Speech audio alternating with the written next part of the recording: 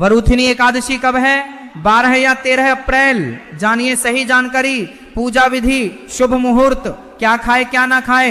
भक्तों, क्या आप भी 12 और 13 अप्रैल की तारीख को लेकर उलझे हुए हैं? एक छोटी सी भूल और आपके सालों के कड़े तप और पुण्य क्षण भर में भस्म हो सकते हैं।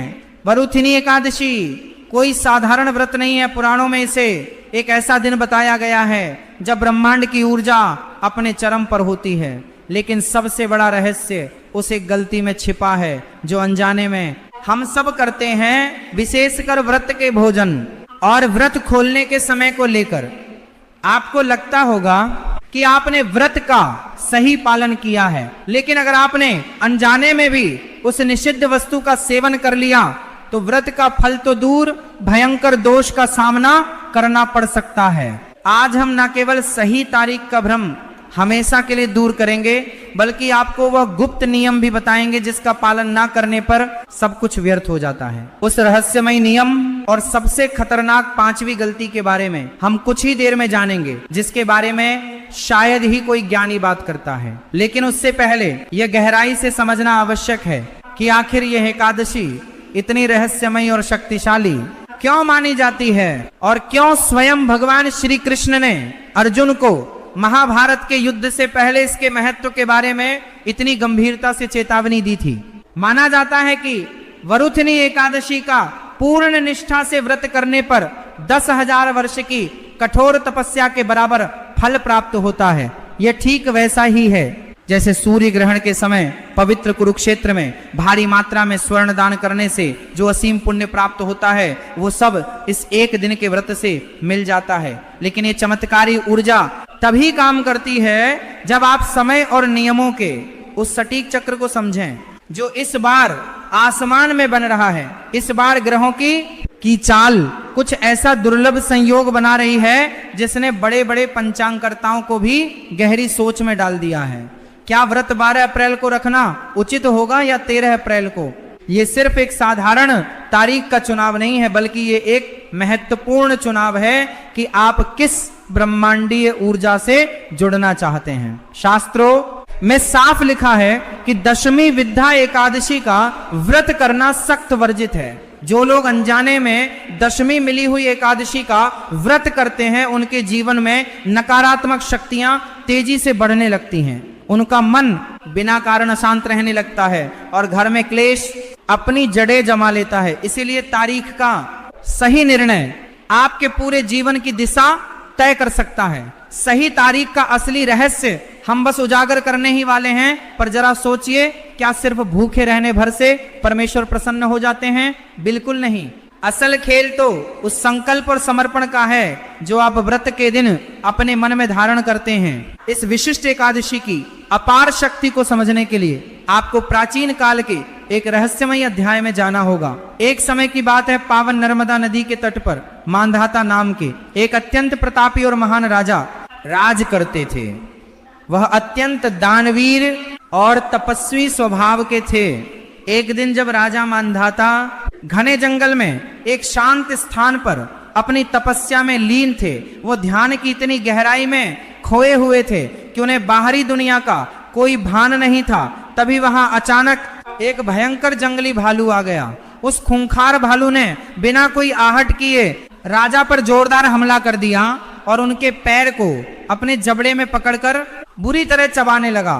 जरा अपने मन में कल्पना कीजिए उस भयानक दृश्य की। एक खूंखार जानवर आपके शरीर को बेरहमी से नोच रहा है। उस सहनीय दर्द से किसी की भी रूह कांप सकती है, लेकिन राजा मांधाता उस अवस्था में भी जरा भी विचलित नहीं हुए। उन्होंने उस जानवर पर कोई क्रोध नहीं किया या किसी भी प्रकार की हिंसा का सहारा नहीं लिया। उन्होंने अपनी रक्षा के लिए भालू पर प्रहार करने के बजाय सीधे ब्रह्मांड के पालनहार भगवान विष्णु का गहरा स्मरण किया। उनकी वह मौन पुकार इतनी तीव्र थी, उनका विश्वास इतना अटल था कि स्वयं भगवान श्री हरिविष्णु को उसी क्षण वहां साक्षात प्रकट होना पड़ा। भगवान ने बिना समय गंवाए अपने सुदर्शन चक्र से उस जंगली भालू का वध कर दिया, लेकिन तब तक वह जानवर राजा का एक पैर लगभग पूरी तरह चबा चुका था। राजा मांधाता अपनी सपाहिज अवस्था को देखकर मन ही मन बहुत दुखी हुए। उन्हें लगा कि उनका पवित्र शरीर अब हमेशा के लिए खंडित हो गया है। तब भगवान विष्णु ने अत्यंत कोमल स्वर में उनसे कहा कि हे राजन, तुम तनिक भी शोक मत करो, ये तुम्हारे ही किसी पिछले जन्म के किसी भारी पाप का फल था जो आज इस रूप में कट गया है। इसके बाद भगवान ने उन्हें एक ऐसा गुप्त उपाय बताया जिसने राजा मांधाता का पूरा जीवन ही बदल कर रख दिया। भगवान विष्णु ने मांधाता को निर्देश दिया कि वह तुरंत पवित्र नगरी मथुरा जाएं और वहां जाकर पूरे विधि विधान से वरुथिनी एकादशी का कठोर व्रत करें। भगवान ने उन्हें वचन दिया कि इस व्रत के अचूक प्रभाव से उनका शरीर न केवल पहले जैसा स्वस्थ हो जाएगा, बल्कि भविष्य में उन्हें परम मोक्ष की प्राप्ति भी होगी। राजा ने बिना कोई संदेह किए ठीक वैसा ही किया। उन्होंने मथुरा पहुंचकर पूरी अटूट श्रद्धा और अत्यंत कठोर नियमों के साथ वरुथिनी एकादशी का व्रत पूर्ण किया और ब्रह्मांड का वह चमत्कार घटित हुआ। व्रत के रहस्यमय प्रभाव से उनका कटा हुआ पैर चमत्कारिक रूप से फिर से जुड़ गया और उनका शरीर पहले से भी अधिक कांतिमय और शक्तिशाली हो गया। ये कथा केवल एक साधारण कहानी नहीं है, ये इस बात का एक जीता जागता प्रमाण है कि वरुथिनी एकादशी के भीतर आपके जीवन के सबसे गहरे और असाध्य घावों को भरने की अलौकिक शक्ति मौजूद है। चाहे वह घाव शारीरिक हो, मानसिक हो या फिर आर्थिक तंगी का हो।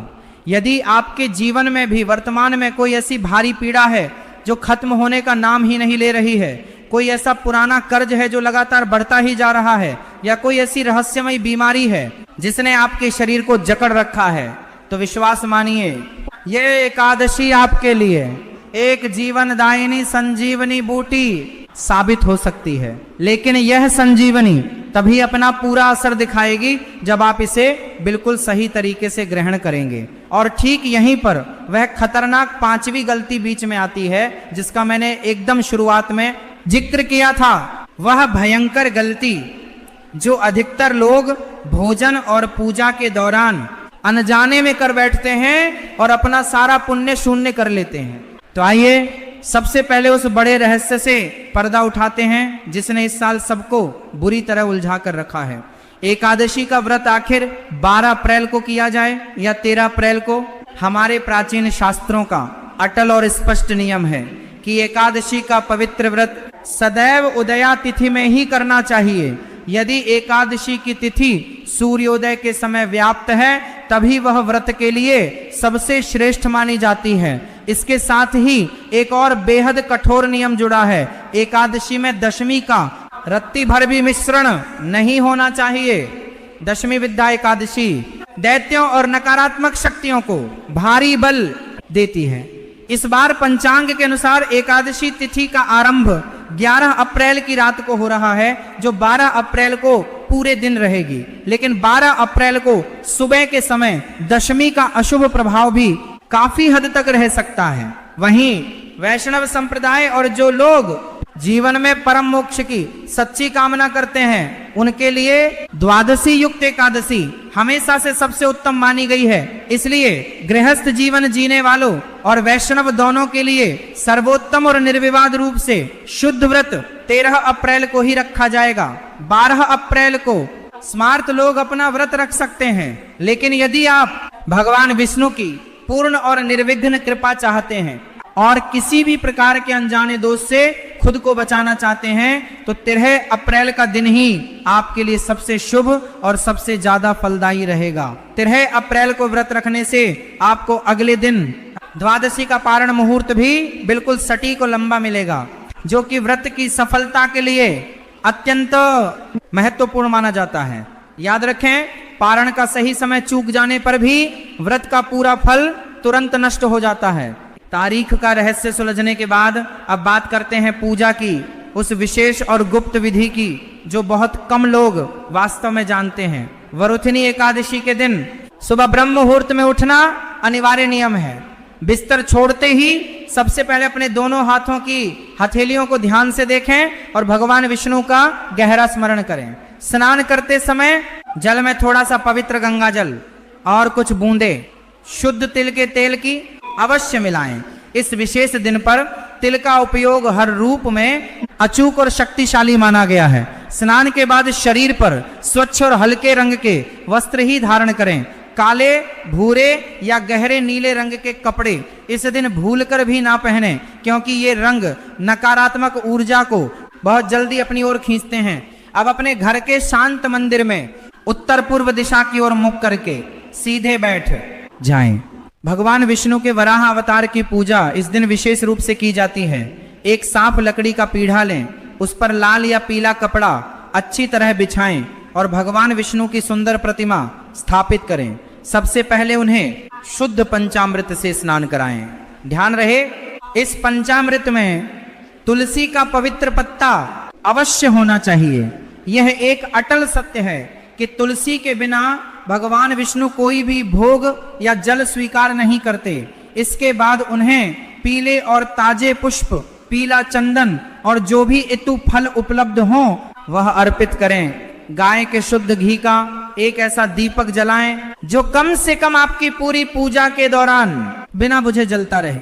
पूजा करते समय अपनी आंखें बंद करके ओम नमो भगवते वासुदेवाय महामंत्र का निरंतर और गहराई से मानसिक जाप करते रहें। पूजा का यह सटीक तरीका आपके घर के पूरे वातावरण को कुछ ही देर में पूरी तरह से शुद्ध और सकारात्मक कर देगा।